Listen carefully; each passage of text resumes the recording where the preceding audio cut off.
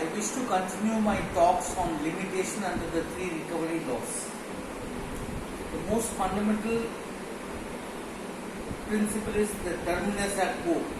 That is the earliest starting point of limitation under all the three acts, namely the SARFAESI Act, the RDP Act and the IBC remains the same. There are two stages involved under the RDP Act and the IBC and one stage under the SARFAESI Act. In a case which has come to me yesterday, the bank has stated that the time limit for filing an OA of 3 years was expiring on 31st March 2020 and they filed an OA on 19th March 2020. Indirectly, it is stating that the right to enforce the security interest also is expiring on 31/3/2020 because they had also taken action under the SARFAESI Act earlier.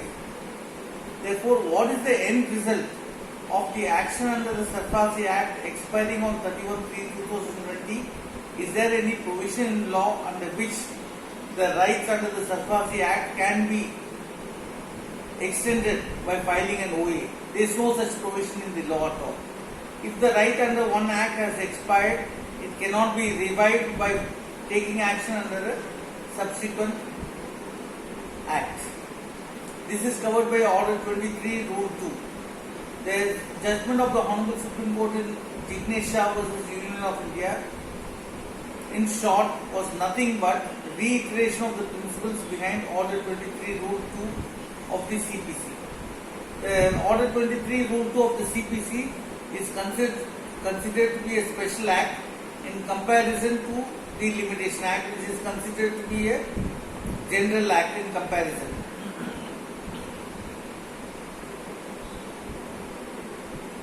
All the three acts are special acts and they deal with applications. The Limitation Act defines a suit not to include an application or an appeal. Therefore, if it is a suit, it is not an application, and if it is an application, it is not a suit. Suit is covered by the first division of the Limitation Act, while applications are covered by the third division of the Limitation Act. In the third division, there are only two articles which are of interest to the lenders and the borrowers. They are Article 136 and Article 137. Article 136 prescribes a period of 12 years and Article 137 prescribes a period of 3 years. Article 136 applies to any decree passed that by of a civil court, while Article 137 applies to any applications made under any special act. It is a residuary clause. This is unfortunately the biggest mistake committed by the entire Honorable Judiciary in India for the last 28 years under the nearly 29 years under the RDP Act, nearly 19 years under the SARFAESI Act, and about 5 years under the IBC. Limitation Act is not properly understood. In the case of RDP Act, limitation starts from the date of the terminus ad quo, and the right to file the application expires at the end of 3 years from that period of terminus ad quo, which is the terminus ad quem. Then, after adjudication, the terminus ad quo starts again when the final order is issued along with the DRC, and then the limitation of 3 years is added, and that becomes the terminus ad quem. And if they don't enforce the recovery certificate issued within that period, that debt recovery certificate stands extinguished. In the case of the SARFAESI Act, the terminus ad quo remains the same, and the terminus ad quem, being executionary proceedings, on its completion, the right to enforce the security interest is lost at the conclusion of 3 years from the date of terminus ad quo. In the case of IBC, it is again the terminus ad quo is the starting point, and terminus ad quem is the time within which the application under section 7, 9 or 10 must be filed. After that, you get additional 330 days, after which the company has to be forced into liquidation. Under the Article 137, the right to the limitation starts from the period when the right to apply accrues. The Honorable Supreme Court, from the case of State of Odisha versus Damodar Das, and also to the recent judgment of Jignesh Shah versus Union of India, have clearly stated that when the right to apply accrues must be read as when the right to apply first accrues. Therefore, if there are two types of loans, for example, a term loan and a cash credit loan, the prescribed date of limitation on the term loan would start from the date of default. Therefore, if the account is declared as NPA as on say 1/4/2021, then the date of default being 90 days prior to thereto would be 1/1/2021. That would be the common date for all the three purposes.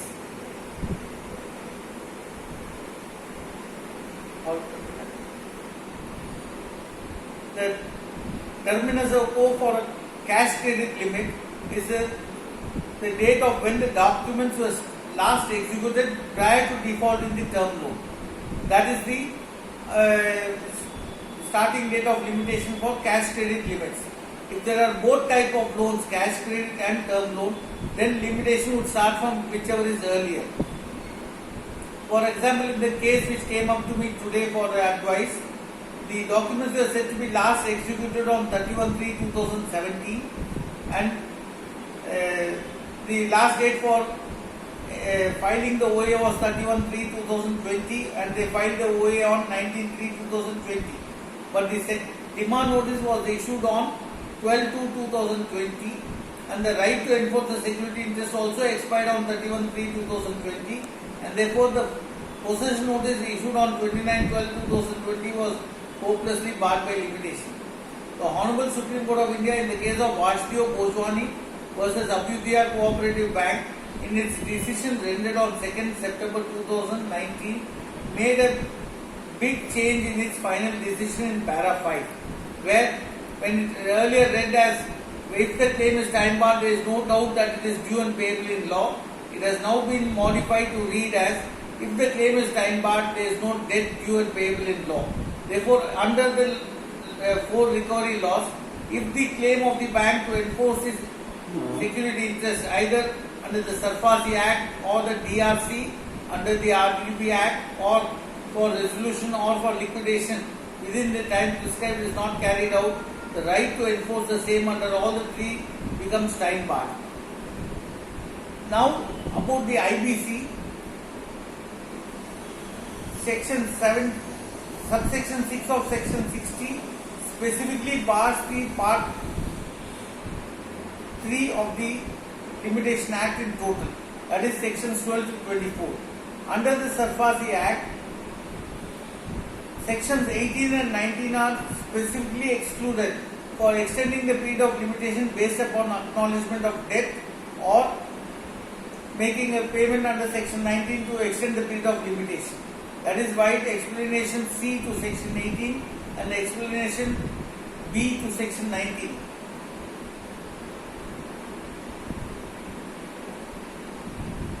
In all the cases, Section 9 would come into play, that once the time has started to run, no subsequent inability or disability will stop the continuous running of time. Here the issue which has been taken up by me in particular is in the case of simultaneous proceedings, the starting date of limitation remains the same, and if the right under one act has expired, it cannot be revived by filing an application under any other act or taking action under some other act. Also, it all boils down to a wrong decision of the Honorable Supreme Court of India in the case of Transco versus Union of India. Transco versus Union of India was based upon the interpretation of the three provisos inserted to subsection 1 of Section 19 of the RTP Act, wherein the Honorable Lord Justice rightly interpreted that if the OA was pending on the day the SARFAESI Act came into force, then the bank could also take action under SARFAESI, provided the right to enforce the security interest had not expired. In the case of Transco, the OA was filed in 1998. The right to enforce the security interest would have expired in 2001, and therefore the demand notice issued in 2004 by the security creditor was itself barred by limitation. The second part is the SARFAESI Act is deemed to have come into force on 21/6/2002 and it could not have been taken as being retroactive so as to take into account a default which occurred in 1997 to form a basis for invoking the powers under the SARFAESI Act. The SARFAESI Act specifically states that it is to be deemed to have come into force on 21/6/2002 and one of the conditions is it should have been NPA for 6 months before it can be declared as NPA. There is no other act which declares that the account should be declared NPA before invoking powers under the SARFAESI Act. That has since been reduced to 90 days recently. Therefore, the SARFAESI Act could not have been invoked for any accounts which became NPA prior to 17/12/2002. Only accounts falling into the category of NPA as per the RBI guidelines on or after 17/12/2002 alone, the powers under the SARFAESI Act could have been invoked. The second issue which comes is, what is the debt due under all the three acts? Under the SARFAESI Act, the crystallized debt is the amount claimed in the 13(2) demand notice. A property can be brought for sale only for an ascertained liability and not on a floating charge. The recovery of the dues by the secured creditors are covered by 4 sections of the SARFAESI Act, namely section 13(8) where it is for redemption. Then the borrower has to pay the 13(2) demand notice, costs, charges and expenses. 13(10) when the asset is sold, bank can only realize the amount claimed in the 13(2) demand notice and cannot even recover the costs, charges and expenses. If there is a shortfall, they can file an application as per section 13(10), read with rule 11, read with and in the manner prescribed under appendix 6 for the balance amount. In the application, they would have to give the details of the amount claimed and the price at which the assets have been sold and what is the remaining amount to be recovered. Then we come to section 31J. In the case of early recovery of the facilities, the bank would have to add only the interest component up to the date of receiving the full payment or the final payment and then restricting its recovery to 80% of the total amount. Then we have the second provision to section 18(1) in case of simultaneous proceedings. Therefore, if there is a claim under the OA, for example, of 5 lakhs and under the SARFAESI Act of 6 lakhs, then the recovery of the bank cannot exceed of 6 lakhs or the amount determined in the OA, whichever is less. In the case of which came up today, the SARFAESI notice was issued for 24,68,000 and the OA was filed for 24,98,000. This is in violation of the second provision to section 18(1). Therefore, the answer taken by the DRTs is section 18 is a provision which applies to which applies at the appellate stage. They do not look at it from the harmonious construction of this thing, that the legislature cannot have enacted a law wherein an illegality be committed at the DRT stage and it be rectified in appeal before the DRAT by paying minimum 25% of the debt determined of an illegally determined debt. This is the way in which they fool the public. All this is related to the wrong judgment of the transport where it failed to identify the cut-off date. That is the rational classification. The Amendment Act 30 of 2004 was made on 11/11/2004 and it only applied for the period between 21/6/2002 when the SARFAESI Act came into existence and 11/11/2004 when the Amendment Act 30 of 2004 was brought into effect. Therefore, only for OAs filed between these two dates and taking into effect of 180 days for account becoming NPA, the actual period of when the simultaneous proceedings could have been proceeded is only between 17/12/2002 to 11/11/2004.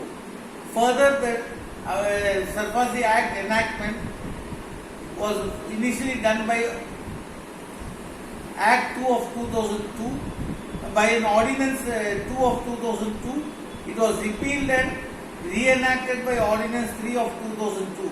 The Honorable Supreme Court in a 7-member bench decision in the case of State of Bihar versus Krishna Kumar Singh clearly stated that an ordinance cannot be re-promulgated by another ordinance. It's a fraud on the statute.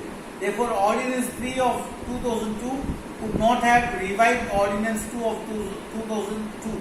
Therefore, the Sarfazi Act is now deemed to have come into force only on 17/12/2002, and the date of default as per RBI guidelines would now shift to around 15/6/2003. Therefore, the Amendment Act 30 of 2004 would only apply for the period of between 15/6/2002 to 11/11/2004. The entire problem with Article